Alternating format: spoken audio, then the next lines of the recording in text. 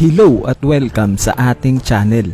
Ngayon nga ipag-uusapan natin kung ano nga ba ang buhay ng isa sa 4 Emperors of the Sea na si Red Hair Shanks. So first, kung di nyo pa ako na-follow sa mga social media sites natin, gaya ng Facebook at Twitter, i-follow nyo na ako doon. Bali, ilalagay ko na lang yung mga link ng page natin sa description sa ibaba. At sa mga hindi nakakaalam, meron na nga tayong second channel. At ito nga yung Raichu PH. Bali, ilalagay ko na lang rin yung link na itong second channel natin sa description sa ibaba. Kaya mag-subscribe na kayo doon. So bago tayo mag-umpisa, alam nyo na, intro muna tayo. Slick talker since a jet. When I talk all the time, ooh, yeah. Look at the way that I move, swag. Disrespectful and I'm rude, okay. I had cocaine in the school.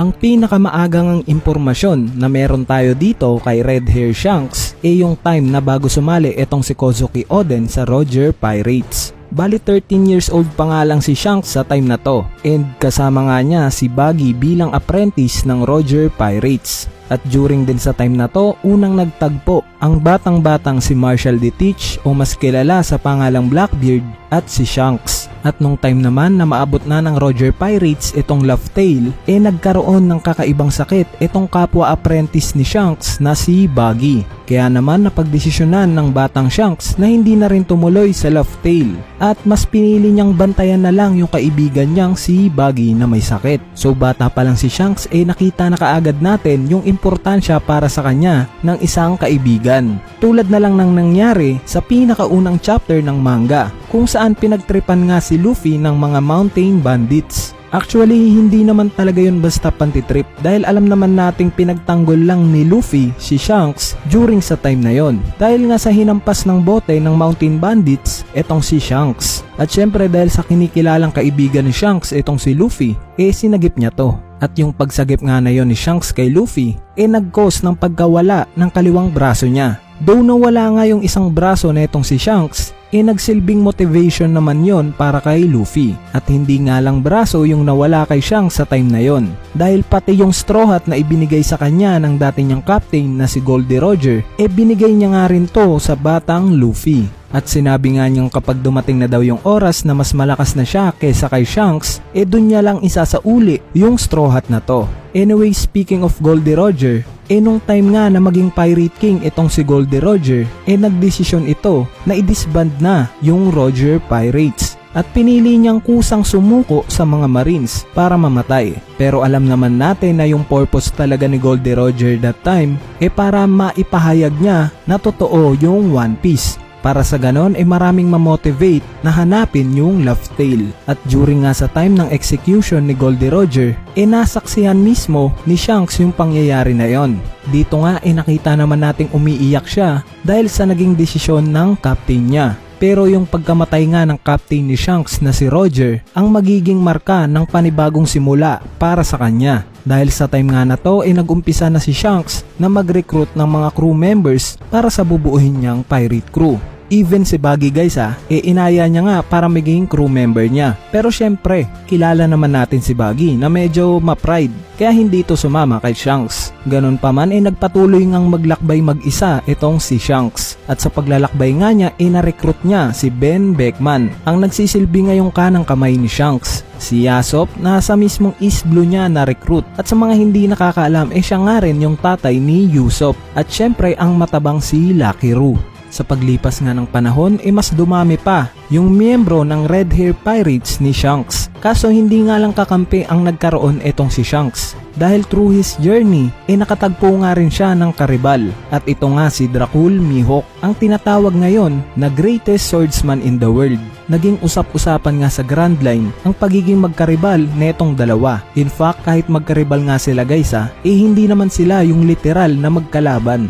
Kumbaga in good terms yung pagiging magkaribal nila. And speaking of kalaban, nakatagpo nga rin si Shanks ng masasabi nating mortal niyang kalaban.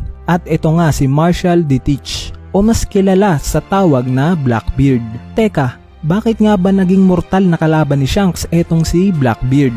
Dahil nga yan sa si Blackbeard nga daw ang nagbigay ng mga peklat sa mata netong si Shanks. Though sa oras nga na to hindi pa rin natin alam o wala pang binibigay si Oda kung kailan nga ba eksakto nakuha ni Shanks etong mga peklat niya sa mata.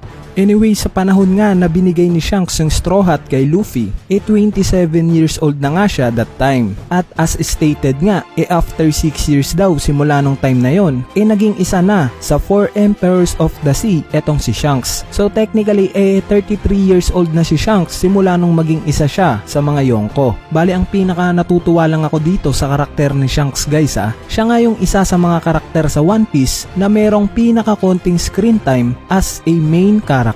Pero bakit marami pa rin ang humahanga sa kanya? Syempre dahil nga yan sa galing ng creator ng One Piece na si Ichiro Oda. Kasi kung ipakita man si Shanks sa isang panel, usually ang ginagawa ni Oda lagi niya tong kini-cliffhanger or yung patanong na galaw. Example, yung pagpasok niya sa Mary Jowa para kausapin yung 5 elders ng world government, 'di ba? Though konting-konti nga lang yung screen time niya doon, mapapatanong ka naman kung bakit siya nakipagkita sa mga yon, 'di ba? Isa pang ang example dyan yung time na pumunta si Shanks sa Marineford War para tapusin yung labanan ng mga Marines at ng Whitebeard Pirates. Yes, pinahinto niya nga yung laban that time. Pero mapapatanong pa rin tayo kung paano siya ganong kabilis nakapunta ng Marineford since sinabi nga na nasa New World pa siya that time, 'di ba? Kaya masasabi nating matalino yung pagkakagawa ni Oda sa karakter ni Shanks, no doubt. Anyway, sa pagpapatuloy nga ng kwento natin, currently nga, hindi pa natin aktual na alam yung buong capabilities ng lakas netong si Shanks. Though meron na nga tayong alam sa kakayanan niya ng konti. Isa na nga dyan yung capable daw tong si Shanks na gumamit ng 3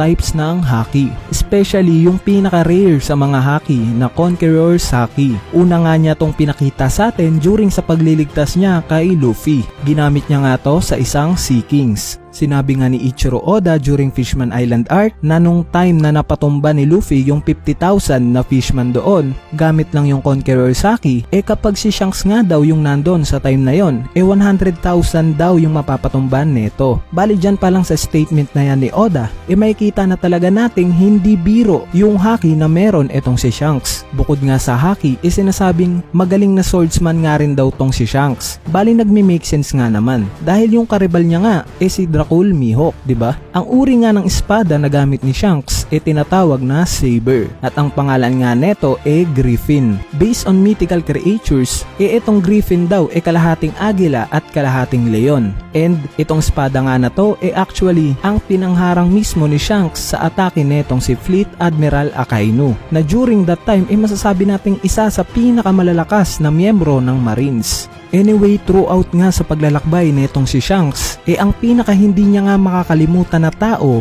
si Blackbeard. Hindi lang sa dahil siya ang gumawa ng marka sa mata niya, dahil alam nga rin ni Shanks kung ano yung taglay netong banta sa mga pirata at sa world government. Kaya naman nung nabalitaan nga ni Shanks na hinahanap ni Ace si Blackbeard dahil sa ginawa netong krimen, agad nagtungo itong si Shanks sa captain ni Blackbeard that time na si Whitebeard. Pinakiusapan niya nga si Whitebeard sa time na yon na pigilan si Ace sa binabalak niya dahil sa kilala nga daw niya si Blackbeard at alam niyang sobrang delikado nga daw ang kalabanin yon. Kaso despite nga sa concern na yon ni Shanks, na-misinterpret yon ni Whitebeard. Kaya naman nagkaroon silang dalawa ng kumprontasyon at sa paglalapat nga ng mga sandata nila, nahati nga mismo yung kalangitan. Bali sign lang yan kung gaano kahalimaw at kalakas itong dalawang emperor na to. In fact, hindi nga lang dito sa time na to nahati yung kalangitan nung may nagkatapat na dalawang emperors. Dahil during rin sa paghaharap nila Big Mom at Kaido, ganito nga rin yung nangyari.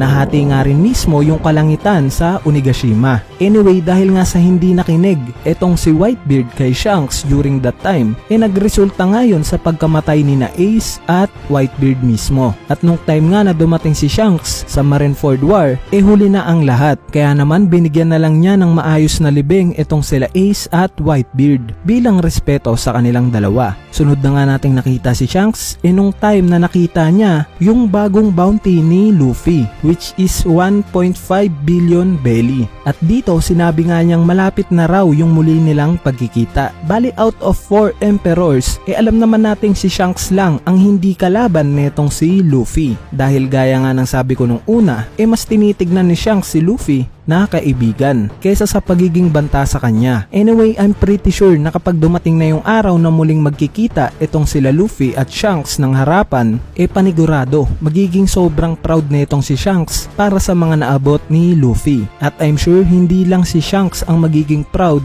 kapag nagkita na sila ni Luffy, bagkos pati tayo. Yes guys, pati tayong manonood magiging proud din panigurado dahil nasubaybayan nga natin through ups and downs yung buhay at paglalakbay na meron itong si Luffy. At yan ang buhay ni Red Hair Shanks. So sana na-enjoy nyo tong mas kilalanin series natin featuring Red Hair Shanks. Bali kapag nakakuha tayo sa video na to ng 5,000 likes, gagawa pa ulit tayo ng mas kilalanin series. Depende sa i-comment nyo sa video na to. Kaya kung may gusto kayong karakter na ma-feature dito sa mas kilalanin series natin, wag na kayong mahiyang mag-comment sa ibaba. At kung saaling nagustuhan nyo naman tong video na to, wag na rin kayong mahiyang pindutin yung like button dahil napakalaking tulong na nga niyang like nyo para sa ating channel. At syempre wag nyo na rin kalimutang pindutin yung subscribe button para lagi kayong updated pag may bago tayong upload na video. So yun lang, peace!